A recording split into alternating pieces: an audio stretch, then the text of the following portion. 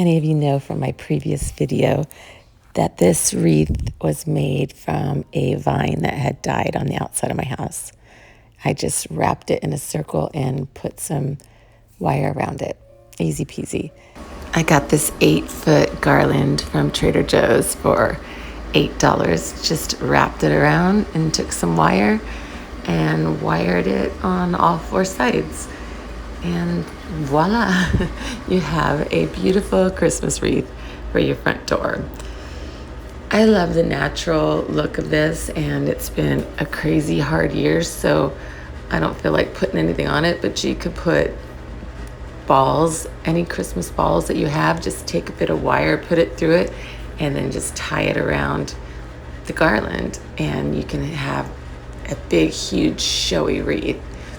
This wreath is 25 inches wide, so it's big. And I added 2 pink poinsettias from Trader Joe's, reindeer doormat, and my front door decor is done.